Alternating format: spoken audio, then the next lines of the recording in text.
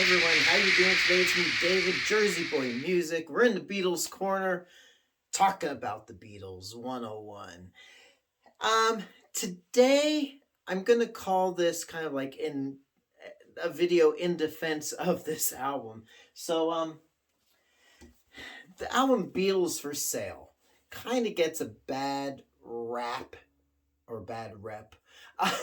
um, because it's at a point, I think a lot of people feel like um, the Beatles kind of phoned this one in. But let's take a little bit of a look at it and how it compares to the three previous Beatles albums. So, first off, Beatles for Sale. Got my notes here. Oh, wrong side. Beatles for Sale was released December 4th of 1964. This is their fourth album in the span of almost 2 years. So let's kind of look at this album a little bit, and like I said, in comparison with what came before. So on Beatles for Sale, we have 14 songs, which was the standard, up in those days in England, 14 songs. 6 of those songs were cover songs. 8 of those songs were original songs, Lennon, McCartney, and Harrison songs. Now, if we look at the Please Please Me album, 6 cover songs, 8 original songs. That was released March 22nd of 1963. And noteworthy with that album, that's the famous, it was recorded in 11 hours type of deal, recorded live. And they had to get an album out to meet demand, and they basically performed songs that they did in their Hamburg, Germany Cavern Club shows, etc., etc., etc., etc. With the Beatles was released November 22nd of 1963, just about a little over a full year before Beatles for Sale was released. 6 cover songs, 8 original. A Hard Day's Night, that album was released July 10th of 1964.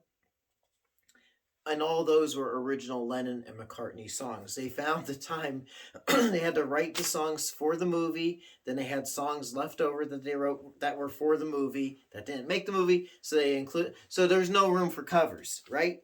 Now, in contrast, Help, which was released July of 65, about 7 months after this one,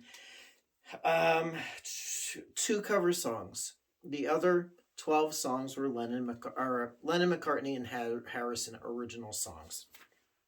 So here, Beatles for Sale, we had that standard 6 covers, 8 originals. So what's the problem with that? Well, there's not really a problem with that per se. Looking at the fact that A Hard Day's Night had all original songs, and then we go to Help with only 2 covers, and Help was the final album that featured cover songs on a Beatles album. From there on out, they're all original songs, except for little snippets on Let It Be of, Maggie May, which was, the hit, the score. But it's interesting because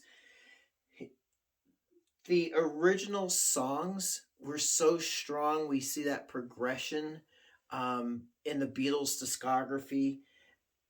But, then we have, even though the covers were done really well, they could have been original compositions. When you have a Buddy Holly song, Words of Love, that's following an original 8 Days a Week. Love Buddy Holly, but his music was, 6 or 7 years old at this point. Just kind of, and then Honey Don't kind of falls short, kind of misses the mark a little bit. But then other covers, Rock and Roll Music, really a good, solid song. But then you have I'll Follow the Sun, and following that's Mr. Moonlight, which was who is it? Not Dr. Demento. Anywho.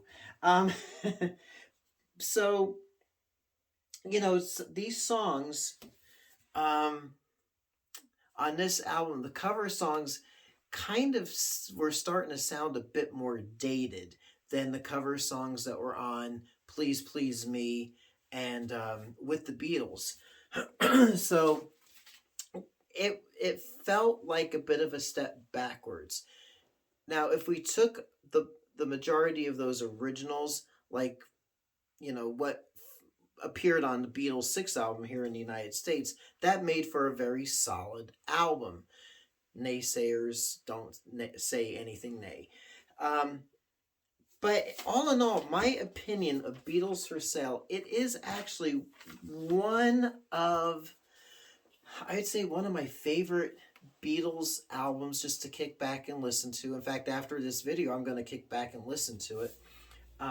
Based on the strength of those original songs. And I would, admittedly, I would rather put on my copy of either Beatles 65 or Beatles 6, or maybe play those back to back to get the full effect of the original songs that were on this album. But then why do that when I can just play this album? You know what I'm saying? So there you go. It is an integral part of the Beatles catalog. It is a good sounding album. It is a good listen. And the reason why they had to do these covers, keep in mind, these four, not so much Please Please Me. I mean, it is, Please Please Me is what it is. However, when With the Beatles was released, I mean, they had that kind of, they were touring basically England and part of Europe up until that point. But after the album With the Beatles was released, so January of 64 is when Meet the Beatles here in the United States was released. Beatlemania here in the States commenced in a big way. February of 64, the Beatles came to America. Did the Ed Sullivan Show, they did some concerts, and that's when Beatlemania really became worldwide. The band was constantly touring, but there was still this demand by EMI for new Beatles product, whether it's singles and albums and all that. So the band was in the middle of these worldwide tours, plus making a movie, A Hard Day's Night, which,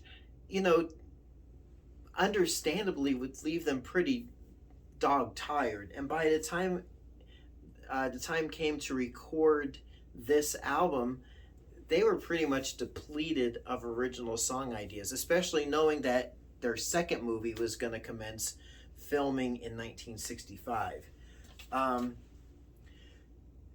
It's not like today when you have a band or an artist and it's like they can take 5, 6, 7 years between albums and tours, and they still have their loyal fan following. Back then, these bands, including the Beatles, were constantly touring. They were constantly promoting, and and then they had to do release albums every 6 months or 2 albums a year plus 4 singles for that year, which were songs traditionally not on the albums. So you had this constant churning of output. And as the band was taking more time in the studio, more and more, and wanted to increase the quality of their music and their output, they had to fall back to that 8 original, 6 cover formula for this album. But here, let me grab it again. This was the final album, like I said, to rely so heavily on cover songs. And interestingly enough, only 3 albums in the Beatles discography followed the 8 original, 6 cover song format. Please Please Me, With the Beatles, and Beatles for Sale. So it's still, like I said, a really good listen. Really enjoy it. Um, Widely available worldwide since 1987. So should be a part. It is. I'm sure a part of your Beatles collection, and we'll leave it there. So Beatles for sale. Let's show some love for it. Decent album. It's got its shortcomings, but still, all in all, an enjoyable album to listen to. Great music, great package, and the first one that had a gatefold cover. There you go. See that? The gatefold cover. Except in Germany. So until next time, it's me, David, here in Beatles Corner. We're collecting the Beatles 101. If you are looking for records, vintage vinyl, please visit me at jerseyboymusic.net, and we'll see what we got there for you. So until next time, happy collecting. I'll catch you on the flip side, and thanks so much for watching.